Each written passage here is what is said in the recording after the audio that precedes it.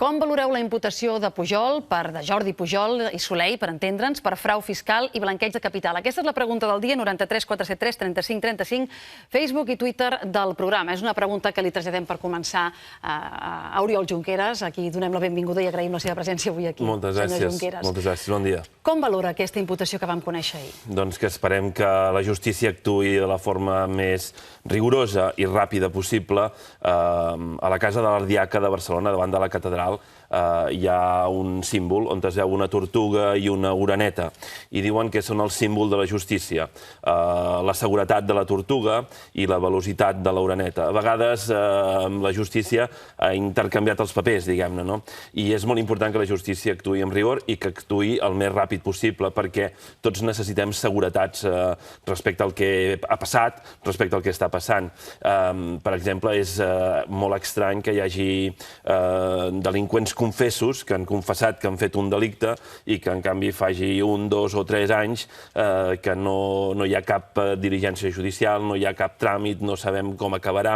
Això passa en el cas Palau, el cas Millet, etc. Home, diligència judicial sí que n'hi ha, en el cas Millet. Passa que fa 5 anys. Sí, fa 5 anys. I, per tant, tots esperem i tots necessitem, una societat necessita, la gent necessita saber que intentem posar ordre, que intentem fer net, que intentem aclarir, etc. El va sorprendre ahir vostè, aquesta notícia? No, no em va sorprendre. Tampoc no m'hagués sorprès si no hagués sortit ahir, no ho sé. Jo el que espero és que fem net, i fem net el més aviat possible, perquè aquest tipus de comportaments, aquest tipus de fraus fiscals, aquest tipus de blanquejaments de diners, aquest tipus de delictes, delictes molt greus, el que fan és afeblir el compromís dels ciutadans amb les institucions, el compromís dels ciutadans amb l'esforç fiscal, i al mateix temps priven en els nostres serveis públics de recursos que, en definitiva, són recursos per les escoles dels nostres fills o pels hospitals dels nostres malalts. I a ningú ens agrada que juguin amb les escoles dels nostres fills ni amb els hospitals dels nostres malalts. El president Mas ha d'anar al Parlament arran d'aquesta última imputació? Dic perquè vostès fins ara han evitat la compareixença del president Mas amb el seu vot a la Comissió de Frau Fiscal arran del cas Pujol, però Oriol Amorós el vam sentir com demanava que el president Mas que hi anés voluntàriament. I ha d'anar, i on ha d'anar? Sí. Esquerra Republicana sempre ha intentat preservar les figures institucionals, diguem-ne, perquè ens sembla que la presidència de la Generalitat de Catalunya és un àmbit institucional molt rellevant, dels més rellevants d'aquest país, òbviament, i que, per tant, l'hem de preservar de determinades situacions. Al mateix temps, també és evident que el president ha dit moltes vegades que ell vol anar-se a explicar i que s'ha ofert reiteradament per anar-se a explicar. Per tant, com que ell vol anar-se a explicar, doncs potser el millor és que es vagi a explicar, perquè ell mateix ho ha dit, diguem-ne. Com es fa això en el cas de la presidència de la Generalitat? Doncs habitualment es fa a través de la CAI, de la Comissió d'Afers Institucionals, i per tant segur que és una bona oportunitat per ell mateix, perquè així l'ha reclamada ell, l'oportunitat d'anar-se a explicar, que vingui a la CAI i s'expliqui. Si no ho fa, li dic perquè s'ha tornat a demanar o es tornarà a votar segurament aquesta petició de compareixença del president Mas a la comissió parlamentària. Si no hi va de manera voluntària i, com vostè diu, en un marc més institucional, Esquerra Republicana es planteja demanar-ho en la comissió sobre el frau? Com que, atès que ell ho ha dit, que sí que hi vol anar i que sí que ho vol fer, doncs estem segurs que així serà. I si no ho fa? Però ho ha de fer segur, no? Perquè ell ho ha dit que ho faria, ell diu que ho vol fer, per tant, vostè està posant en dubte la paraula del president, jo no vull fer pas de posar en dubte la paraula del president. Si ell ha dit que hi vol anar, doncs segur que hi anirà. Ja, jo li demano per una cosa que pot passar o no pot passar. No es tracta de posar en dubte la paraula de ningú. Jo li contesto, estic segur que ho farà, per tant no ens trobarem en aquesta circumstància. D'acord. Vostè ara a les 10 ha de marxar perquè té sessió de control i després hi ha Parlament. Té pensat sobre què li preguntarà avui el president Mas, vostè? Li preguntarem sobre la situació actual, entre elles, per tant, la necessitat que hi hagi unes eleccions, òbviament, perquè necessitem un mandat democràtic. Recordeu que Esquerra Republicana i la CUP el mandat per fer la independència l'hem tingut sempre. En aquest cas, Convergència i Unió no té aquest mandat per fer la independència perquè diu que es va presentar a les últimes eleccions per fer una consulta que havia de ser una consulta definitiva. Doncs, si necessiten aquest mandat democràtic, anem a obtenir-lo, diguem-ne. I, per tant, és molt rellevant rellevant, molt rellevant, que tinguem totes les eines i que tinguem les eines per fer allò que el país necessita, que en aquest cas és la independència. Per tant, necessitem unes eleccions per fer la independència i necessitem tan aviat com sigui possible, perquè com que la independència és bona i és imprescindible per resoldre molts dels problemes que tenim plantejats, en ella mateixa no soluciona els problemes, però és una eina imprescindible per resoldre'ls, doncs és millor no perdre el temps. Vostè ha dit més d'un cop que no donarà suport als pressupostos del govern des del 2005, des del 2015, i de fet va dir que fins i tot ni tan sols s'abstindria perquè els veu inviables, els veu ficticis, no els veu real. Avui, quan d'aquí una estona, després d'aquesta sessió de control, vostè voti en contra de les esmenes a la totalitat que han presentat la resta de partits, se sentirà en contradicció, Esquerra? No. Els pressupostos són inviables. Del tot. Ho són per les xifres, perquè pinten 2.500 milions d'ingressos que, de fet, sabem que no existiran, perquè pinten altres ingressos, perquè, a més, arrosseguen les mancances dels pressupostos del 2014, que vam fer també sabent que eren molt complicats. També eren bastant inviables, perquè hi havia, en aquell cas, també 2.300 milions que estaven fiats a coses que no han acabat de passar, i en aquell cas vostès els hi van donar suport. Sí. La diferència és que en aquell cas hi havia opcions fermes de concretar aquelles xifres. Per exemple, els 850 milions associats en el tema del canvi de la gestió de les depuradores, etc. Per tant, nosaltres intentem fer-ho el millor que podem, de la millor manera possible. Ara... No veu fermesa en l'opció d'obtenir aquests 2.500 milions que falten ara? És que depenen de la bona voluntat del senyor Montoro, que és un senyor que no ha destacat precisament per la seva bona voluntat respecte als ciutadans de Catalunya. Per tant, siguem rigorosos, perquè el que no podem fer és generar l'expectativa que hi haurà uns diners que després no hi són, perquè si no hi són vol dir que quedaran factures per pagar. Llavors, per què no presenten vostès l'esmena avui? Perquè nosaltres fem un gest de bona voluntat per tal d'intentar afavorir un acord sobre allò que sí que és important, que són les eleccions. Per què? Perquè si fem les eleccions, i per exemple les fem el mes de febrer, tindrem l'opció de fer uns pressupostos per fer la independència al mes de maig o de juny o de juliol, doncs anem-ho a fer bé. És a dir, com que ens hi estem jugant molt... Però els diners tampoc hi seran. Sí, però hi ha una diferència molt important, que és que en la proposta pressupostària no hi ha partides destinades a fer les estructures d'estat que són imprescindibles per fer la independència. I, per tant, anem-les a fer. I com que aquestes partides les podem posar, com que aquests recursos els podem tenir, com que això és... Com? Que els mateixos diners que hi ha en aquests pressupostos, doncs segur que són molt més importants posats en determinades estructures que són imprescindibles, com la Hisenda, la Seguretat Social, etc., que seran imprescindibles per la Catalunya independent, doncs anem-los a fer. Però el que no pot fer, el que no podem fer, el que no hauríem de fer és allargar l'agonia de l'autonomia. I, malauradament, els pressupostos també són inviables per una altra raó, que és que aprovar aquests pressupostos a principis de febrer vol dir que les eleccions s'han de fer, no hi caben durant aquests mesos, no hi caben en el mes de març, no hi caben, i per tant ens n'hem d'anar qui sap on. I com que això no és bo, perquè necessitem aquest mandat democràtic, perquè necessitem fer la independència, doncs si són inviables, si no són viables, ni des d'un punt de vista de les xifres, perquè 2.500 milions més 2.000 milions més tot el tema de l'ATL, que és una catàstrofe de tema, i aquí hi ha uns diners que estaven previstos, que en realitat no hi són, i una part dels que els hi havien avançat en el govern els ha de tornar, el govern es trobarà amb una demanda, perquè no ho ha fet bé, una demanda segurament d'Acciona i potser una d'Aigües de Barcelona.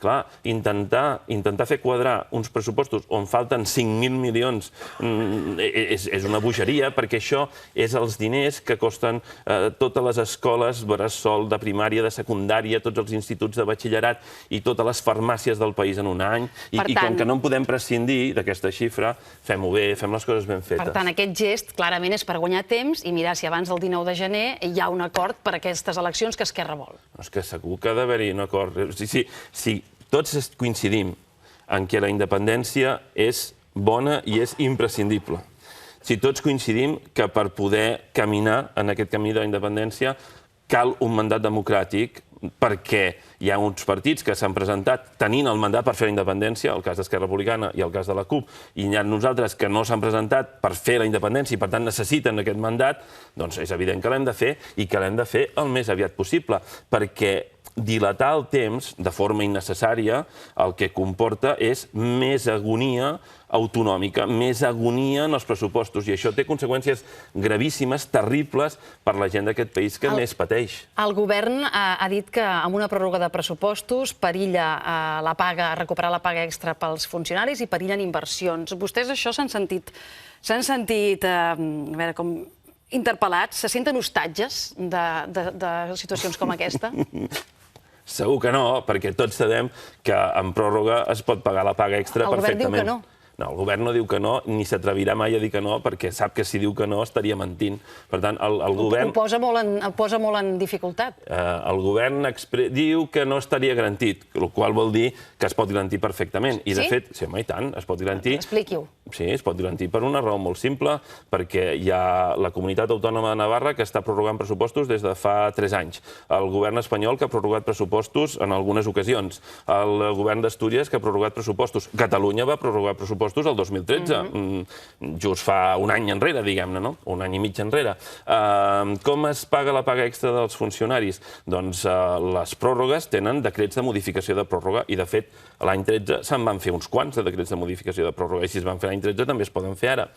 Hi ha decrets d'ampliació de crèdit. Una de les possibilitats, per exemple, és que amb l'esforç fiscal que vam demanar als ciutadans de Catalunya que més recursos tenen, doncs aquests diners de més es destinin a cobrir aquesta paga extra. Hi ha una altra partida que és molt rellevant, que són els interessos de menys que es paguen pel deute per la rebaixa dels tipus d'interès. Aquestes dues partides sumades donen de sobres per pagar la paga extra i tot el que va associat, interins, etc. Per tant, com que això és molt clar, ningú hi ha de patir, i la prova de que ningú hi ha de patir és que ni vostè, ni jo, ni ningú ha sentit en els sindicats expressar cap preocupació per la possibilitat de que una pròrroga comportés això que vostè indica, ans al contrari. Per tant, estigueu tranquils. El 19 de gener és el dia límit per arribar a un acord. Si no hi ha un acord el 19 de gener, que és quan començaria el debat en comissió d'aquests pressupostos, Esquerra farà caure el govern? No, Esquerra Republicana està convençuda que hi haurà un acord i que serà molt abans del 19 de gener, perquè si la independència és bona i és imprescindible i, per tant, la necessitem i necessitem un mandat democràtic per fer-la, el que no té cap sentit és que es dilati aquesta decisió indefinidament, no té cap sentit, per tant, molt abans. Vostè recorda ara fa un any aproximadament el conseller de la presidència va explicar que l'acord sobre la data i la pregunta arribaria després de les vacances de Nadal, al mes de gener, etc. I, en canvi, l'acord es va produir just abans del Nadal. Estem en una situació una mica similar a la de l'any passat? Jo estic convençut que tindrem l'anunci de la data, l'hem de tenir molt aviat, diguem-ne, i segur que seria un bon regal de Nadal per tots aquells ciutadans que creuen que la independència és bona. Per tant, jo estic convençut que hi haurà convocatòria electoral molt aviat. No pot ser d'una altra manera. És que si no hi ha una convocatòria electoral molt aviat, el que estarem fent, insisteixo, és allargant una agonia que els ciutadans de Catalunya no es mereixen de cap manera. Si vostè està tan confiat, senyor Junqueras, vol dir que s'ha avançat una mica en posar-se d'acord, perquè l'última trobada, que va ser aquest 10 de desembre, en vam sortir sabent que vostès s'havien posat d'acord en continuar intentant posar-se d'acord. Si vostè està tan convençut que hi haurà una data i el president Mas també ha dit per activa i per passiva que només s'avançarà a eleccions i són per fer la consulta definitiva, i per ell la consulta definitiva passa per una llista unitària, sense cicles i amb independents, vol dir que hi ha hagut algun avanç en aquestes converses per fer-ho així? Vol dir que nosaltres ens posem d'acord amb molta gent, ho hem fet sempre, ho hem fet fins ara, ho continuarem fent en el futur, i que el que hem de fer és un gran acord amb el conjunt del país, no amb una persona en concret, no només amb el president de la Generalitat, que és un càrrec molt important, que és una persona molt important, perquè la independència no és cosa de dos, és cosa de tots. I si és cosa de tots, els acords els hem de fer amb la majoria més àmplia possible. A qui compta vostè en aquesta majoria? Perquè Iniciativa, d'alguna manera, que fins ara ha format part, per exemple, de l'acord que vostè recordava fa un any, en fi, Joan Herrera està fora d'això. La CUP també aposta per una candidatura d'esquerres i no ha fet cap, com a mínim, no sé, estem pendent a veure si fa o no fa una conferència a la CUP, però no ha manifestat la voluntat d'unir-se a una llista amb Convergència. Amb qui compta compte vostè? Per això fem la proposta que fem, que és una proposta que permet la unitat de tots, no la unitat d'uns pocs. I com que la unitat de tots és millor que la unitat d'uns pocs, per això defensem que és molt més fàcil, que és molt més productiu, que implica a molta més gent buscar un acord amb una part del nom en comú de cada una de les candidatures, amb un acord, amb un punt programàtic en comú sobre la independència i sobre com es fa, perquè això sí que s'ha de detallar, com es fa, el full de ruta ha de ser un full de ruta ben clar, amb un acord sobre la necessitat de fer un govern de la màxima unitat possible per governar el procés d'exercici de la independència des del primer moment, perquè la independència l'hem d'intentar exercir, l'hem d'exercir des del primer moment, mentre construïm aquestes eines que són imprescindibles per sustentar-la, però sabent també que si no l'exercim no podrem acabar de construir aquestes eines. Per tant, tot això és molt més fàcil d'arribar a un acord, que implica molta més gent, que genera unes majories molt més grans, com ho indica les declaracions explícites de la majoria dels agents econòmics, socials i polítics que vostè mateix ara citava fa un moment. I com que el país l'hem de construir sobre les eines, amb les eines de la independència, però no serà fàcil, perquè és evident que un cop tinguem la independència, un cop estiguem exercint la independència, hi haurà moltes coses complicades en recuperar els serveis públics, aixecar l'economia, ajudar les empreses, etc. Quants més siguem que estiguem implicats, millor. Per tant, és molt important que la majoria del món empresarial i del món sindical, que partits polítics que no estan explícitament a favor de la independència, però que si hi ha una majoria independentista clara que exerceix la independència, seran conscients que han de contribuir, que han de col·laborar, no es voldran autoexcloure de la construcció d'aquest futur. Jo estic segur que amb tota aquesta gent podem arribar a acords i hem d'arribar a acords. Estem obligats, perquè el país ho necessita, a arribar a acords amb tota aquesta gent. Vostè, doncs, manté les candidatures separades, eh? Perquè la seva proposta, que la vam escoltar, no ha variat ni s'ha modulat. No, la candidatura aquesta, una candidatura amb paraigües, diguem, una candidatura que agrupa... Però mantenint les sigles dels partits. No cal mantenir les sigles. Si això li atabala algú, diguem, Esquerra Republicana, que tantes vegades ha renunciat a posar al capdavant de les llistes a gent del propi partit. De fet, hem posat independents al capdavant de les eleccions espanyoles, de les eleccions europees, de les eleccions municipals a Barcelona, etc. Per tant, sense sigles? Pot ser sense sigles perfectament.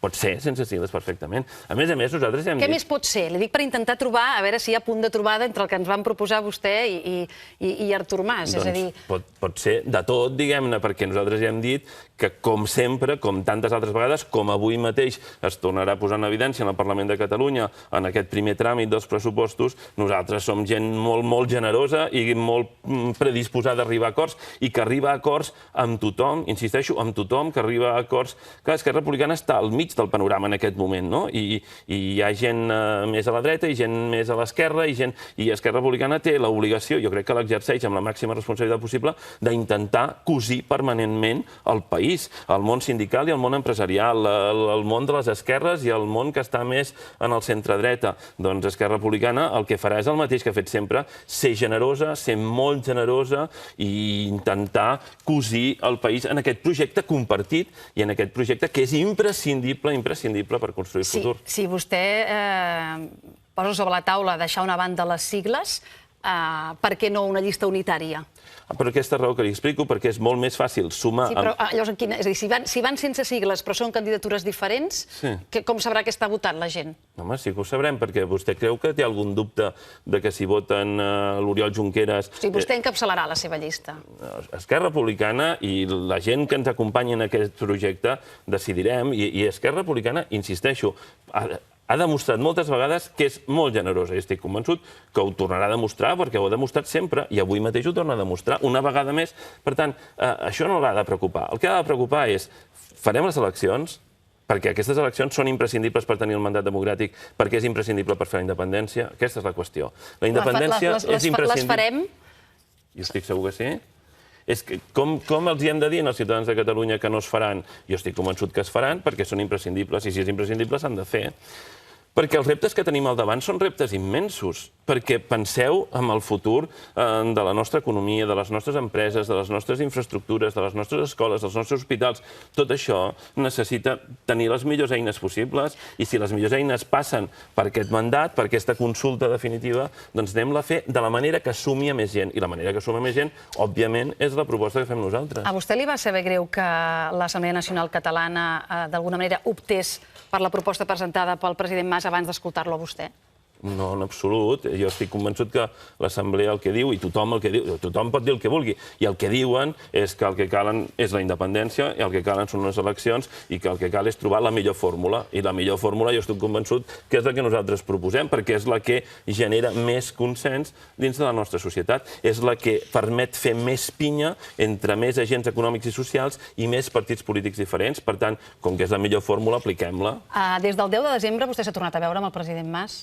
En tot cas, el que sí que fem és ens parlem d'alguna manera o altra gairebé cada dia, però no sé si cal ara entrar en detalls de l'últim que he dit, del que no he dit, no? Ens veiem, ens parlem i ens comuniquem gairebé cada dia, però entengui que la meva obligació és parlar-me i comunicar-me amb molta gent diversa i que al mateix temps també la meva obligació és no anar-ho explicant la conversa de l'últim minut, diguem, no? Però aquestes negociacions continuen, eh? És a dir, aquest marge de temps que vostès ara s'han donat s'està aprofitant, l'estan fent vostès personalment, han delegat la negociació en gent dels seus partits? Jo crec que s'ha de fer tan directament com sigui possible i s'ha de fer entre els màxims responsables perquè és una decisió molt rellevant, diguem-ne, no? I això ho hem de fer, insisteixo, també amb d'altra gent, d'altres formacions, d'altres espais econòmics, socials, polítics, etc., però que és bo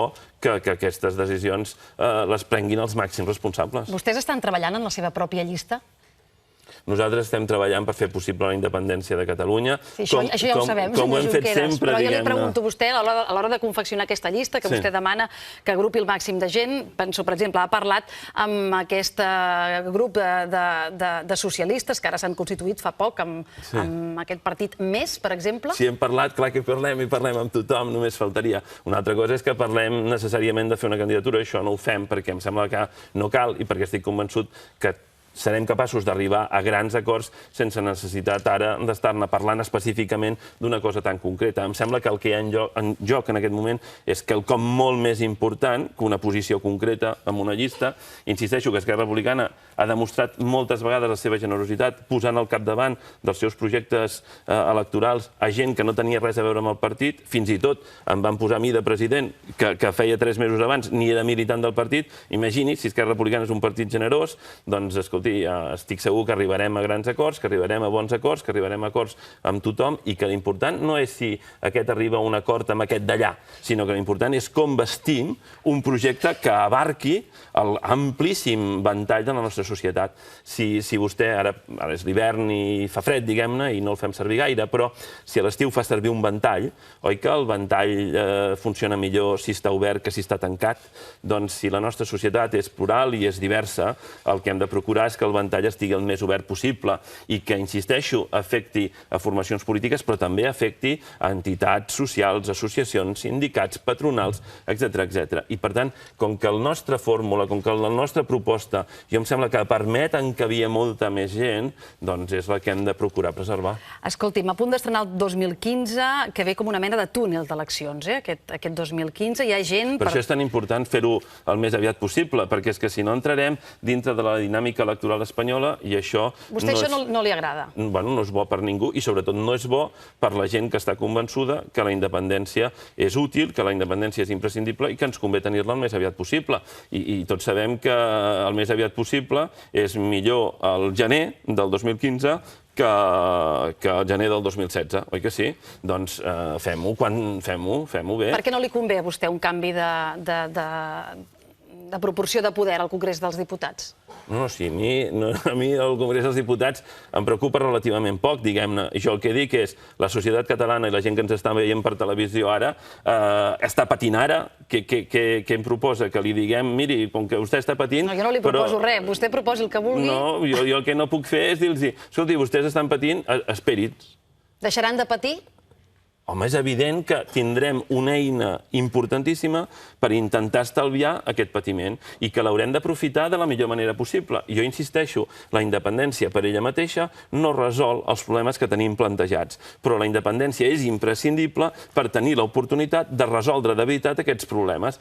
Insisteixo, en l'àmbit econòmic i en l'àmbit dels serveis socials, en l'àmbit dels centres d'assistència primària i en l'àmbit fins i tot pressupostari. Per tant, si és una eina imprescindible, hem de procurar tenir-la. La incertesa de l'endemà d'unes hipotètiques eleccions que donin una majoria a partits que donem per fet, com vostè defensa, que s'hagin posat d'acord. La gestió de les incerteses, que vostè fa un moment la reconeixia, la feina ingent que hi ha per fer l'endemà d'una situació així, és ingent, fins i tot en situació d'acord amb l'estat del qual un pretén separar-se. Sense aquest acord, la quantitat d'incerteses que es poden obrir, vostè creu que al ciutadà se li han explicat? N'és conscient? Se n'ha parlat prou d'això? Nosaltres intentem explicar-ho sempre que podem. I si ara m'ho permet, diguem-ne, jo estaria encantat d'explicar-li amb tota mena de detalls, diguem-ne. La primera evidència genera moltes més incerteses. Continuar convivint dins d'un estat que no ens vol, que no ens estima, que procura no pel nostre bé, sinó molt sovint al contrari, això genera molta més incertesa que no pas ser responsables del nostre propi futur. Ser responsables del nostre futur genera incerteses? Òbviament que en genera, òbviament que sí. Però les incerteses sobre la independència són millors que les certeses que tenim de continuar formant part d'un estat que mai ens ajuda, que mai resol de veritat els nostres problemes, que sempre ens diu que no i que quan ens diu que sí és per incomplir-ho, com ha passat amb els estatuts d'autonomia, amb els acords fiscals, amb la llei de la dependència, amb els decrets de pobresa energètica, amb la llei d'horaris comercials. Per tant, confiar el nostre futur a un estat que sempre ens diu que no i que quan ens diu que sí és per incomplir-ho, jo crec que això és una irracionalitat, no té cap sentit. Per tant, haurem d'assumir les incerteses que genera la independència, òbviament, amb un avantatge, que és que nosaltres en serem els responsables. I això per què és un avantatge? Perquè en aquest moment, encara que la majoria dels ciutadans de Catalunya, encara que l'extramajoria dels ciutadans de Catalunya estessin d'acord que el govern espanyol no ho fa bé, és evident que els ciutadans de Catalunya no poden canviar el govern espanyol. Mentre que, en canvi, en una Catalunya independent, és evident que la majoria dels ciutadans de Catalunya podran canviar el govern de Catalunya. I com que necessitem canviar moltes coses de la política, i com que és evident que l'eix nacional en aquests moments és un eix molt, molt, molt important, i nosaltres, que som independentistes de tota la vida, ho tenim molt clar. Però també és evident que hi ha altres eixos que són rellevants, un dels quals fins fa no gaire no ho semblava tant, però ara ho és moltíssim, que és l'eix de la regeneració política i de la lluita contra la corrupció. És molt important que la ciutadania tingui la plenitud de les responsabilitats per decidir sobre aquestes qüestions. Per això la independència també és important i per això seria tan important que l'independentisme aparegués absolutament net de qualsevol ombra de corrupció, de frau. Per això és tan important preservar l'independentisme com una eina també de justícia, d'igualtat, de neteja, de lluita contra la corrupció. I em sembla que aquesta és una obligació de la qual no podem dimitir de cap manera i de la qual no pensem dimitir de cap manera. Fer segons quines listes seria dimitir d'això que ara que vostè reclama? És a dir, per això vostè vol preservar la seva autonomia per poder fer la llista que li sembli que respongui a totes aquestes necessitats que ara vostè deia? És que el que hem de fer és aquest conjunt de llistes que permetin obrir el ventall tant com sigui possible, perquè això és el que permet unir a tothom. I com que aquesta no és una qüestió de la unitat de dos, sinó que és una qüestió de la unitat de tots, hem de trobar aquesta fórmula que ens permeti sumar. Quanta més gent millor. I és evident que hi ha molta gent que legítimament està molt preocupada per com assegurem que l'exercici de la independència ens permet, també és una oportunitat per permetre'ns netejar aquest país de frau, de corrupció, de mentides, etc. I com que això és molt important per molta gent i com que no podem ni volem prescindir de tota aquesta gent, doncs és evident que els hem de donar oportunitats. I com que hi ha molta gent que està convençuda que la independència és molt important o no, però que creu que els hospitals són molt importants, doncs hem de trobar la manera de que aquesta gent se senti inclosa en aquest projecte. I com que hi ha gent que legítimament diu, miri, jo no sóc independentista, però és evident que respectaré la voluntat democràtica de la majoria d'aquest país i si hi ha una majoria independentista jo hi col·laboraré en la construcció del nou estat, doncs hem de trobar la fórmula perquè aquesta gent se senti inclosa. I una bona manera de fer això, és que la propera legislatura, que ha de començar ben aviat, si Déu vol, i Algú més ho ha de voler, senyor Junqueras. Confiem en la voluntat de Déu i dels ciutadans, diguem-ne, si m'ho permet, però si aquesta legislatura, que ha de començar ben aviat, ha de ser una legislatura que ens ha de permetre fer un procés constituent, perquè necessitarem un marc constitucional per encabir-hi tot el conjunt de reformes que haurem de fer. Llei d'Hisenda, llei de Seguretat Social, llei de transitorietat jurídica... Tot això s'haurà d'encabir, s'haurà d'enquadrar en un marc legal. El marc legal és la Constitució, però és que, a més... En això tampoc estan d'acord els fulls de ruta seu i el del president Mas. Clar, però jo estic convençut que la majoria de gent entén que és millor fer aquest marc constitucional per encabir el conjunt del procés que estem fent. Sí, però com que vostè tota l'entrevista insisteix en que hi haurà acord i van sortint coses en què es veu que les línies encara van en paral·lel, diguéssim, per això li pregunto, eh? Sí, però l'important és que hem de fer allò que és més bo. I com que fer el procés constitucional és molt bo... Segons vostè. Sí, jo estic convençut que segons la majoria de gent, perquè és molt fàcil d'entendre que és millor fer el marc en el qual hem d'encabir, en el qual hem d'endreçar el conjunt de reformes. Per tant, com que és millor, fem-ho. I després un altre factor, que també és molt rellevant. Què li diu el president Mas quan vostè li diu això? Un segon. Aquest procés constitucional també és molt útil per una altra qüestió, que és molt inclusiu, molt, perquè tots els independentistes s'hi poden sentir inclosos, però és més, aquells que no hagin votat a favor de la independència, però que accepten la voluntat democràtica majoritària, que jo estic convençut que serà independentista, tindran l'oportunitat de participar en el procés de definició dels fonaments del nou estat. I com que és molt inclusiu, i com que en aquest projecte col·lectiu que tenim al davant, que és un projecte imprescindible, ens convé ser quants més millor, hem de trobar les eines que els permetin incloure's. I com que la Constitució, l'elaboració de la Constitució, com que aquest procés constituent és una oportunitat extraordinària per incloure'ls, el que no hem de fer és renunciar-hi. I és evident que això s'ha de fer des de la màxima diversitat possible, perquè el ventall ha de ser molt obert, perquè el ventall sigui molt eficaç. Vostè continua descartant la celebració d'un referèndum al final d'aquest procés, que és una altra de les diferències entre els dos fulls de ruta? És que no té cap sentit fer la consulta definitiva ara i després de 18 mesos fer una segona consulta definitiva, perquè si fas una altra consulta definitiva vol dir que la primera no és definitiva. La paraula definitiu té això, no? Que és que definitiu és una vegada. I quan ha de ser? Doncs ha de ser amb un mandat democràtic, que sigui clar. I quin és aquest mandat democràtic? Les eleccions. És la consulta definitiva, també ho ha dit el president, és la consulta definitiva. Doncs si és definitiva, el que no farem és anar posant-nos a prova indefinidament, perquè llavors mai serà definitiu. Vostè l'eina li sembla, l'eina de les eleccions li sembla la correcta? Ja sé que estem aquí perquè no ha pogut ser possible fer un referèndum, però hi ha gent que està posant en dubte si a l'hora de decidir independència sí o no s'han de comptar vots, s'han de comptar escons, cal saber que amb la llei electoral... La majoria de països ho han fet via parlamentària. Però en tot cas... Home, però amb un referèndum també. No, la majoria de països... Escòcia, no? El Quebec... Fixi's que en els llocs que... Li pregunto, però són temes que aniran sortint en les pròximes setmanes i volia saber quin és el seu criteri sobre aquesta qüestió. Sí, no, el meu criteri és molt clar. La majoria de països del món ho han fet via parlamentària. I jo, si ho haguéssim pogut fer-ho via referendatària, a mi em semblava perfecte.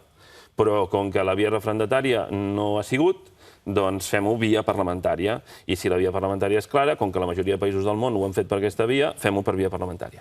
Ara, jo entenc que si a vostè li preocupa el tema d'un possible referèndum, la nostra proposta en aquest sentit també és molt clara.